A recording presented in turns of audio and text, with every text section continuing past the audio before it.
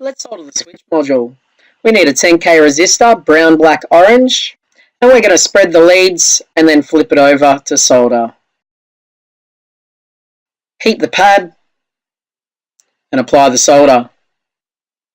Trim the leads, make sure you hold them, and place in the pin header. Get it to a suitable position and solder.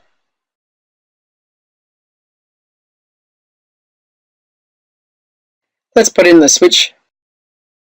It should clip in nicely. Reheat to reseat the switch.